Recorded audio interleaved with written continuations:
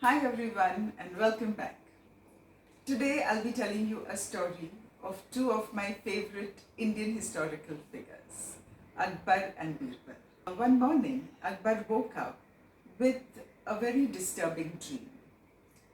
He had seen in his dream that all his teeth had fallen off, save one. He could not figure out what it could mean, so he called for his dream interpreter to come and explain this dream to him. He patiently listens to the emperor and he says, "Sir, it is very clear.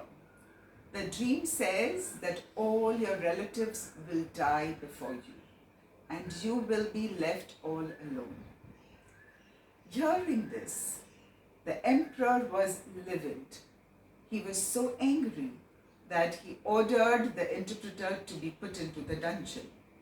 Then he thought, let me call my favorite minister, Birbal. So Birbal comes in and listens to the emperor. After a bit of thought, he says, "Congratulations, Your Excellency. You have been blessed by the Almighty with a very long life. You are going to be living to a ripe old age. You will live longer than all of your relatives." Hearing this, the emperor is delighted and he bestows Birbal with lots of gifts. What do you think was the difference in the content of what the interpreter said and what Birbal said? There wasn't much difference. In fact, there was no difference at all in what the two gentlemen said. But there was a vast difference in how it was said. Today, in our personal lives, in professional lives, there are so many relationships that are strained, conflicts arise, all due to miscommunication. What was intended to be said and what was understood. This problem arises because of the disparity in the 4 levels of communication. What I mean, what I say, what you hear, and what you assume. What I mean is my intention, that what I'm really wanting to communicate. What I say is, of course, dependent on the use of my language and my tone, the choice of words, all of that. So that is what I say. Sometimes I may be able to express what I want to say effectively, or sometimes I may not.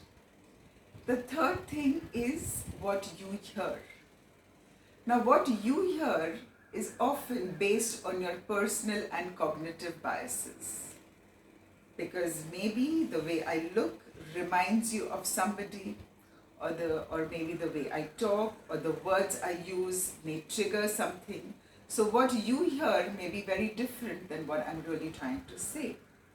And then what you assume, that what are my intentions, would of course depend on what you hear.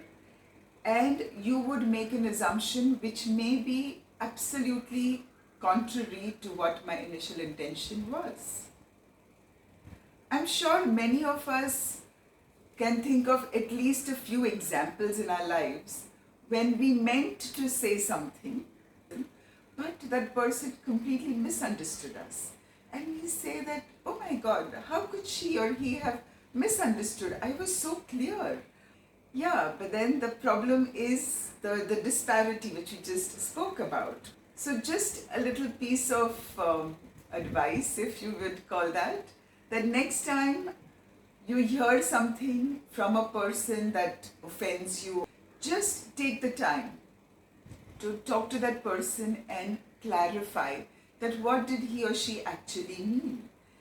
And maybe tell them how it sounded to you, because probably that clarity right there will help you to save a lot of heartache, a lot of miscommunication, misunderstandings, and relationships that would be lost because of this difference in communication. So yeah, next time definitely do this. This will not only enhance our relationships, but it would enhance our life. because the quality of our life is directly proportionate to the quality of our communication and the quality of our relationship. If you've liked the video, please give it a thumbs up and do subscribe to my channel. I post every week. Till then, stay happy, stay blessed. Bye.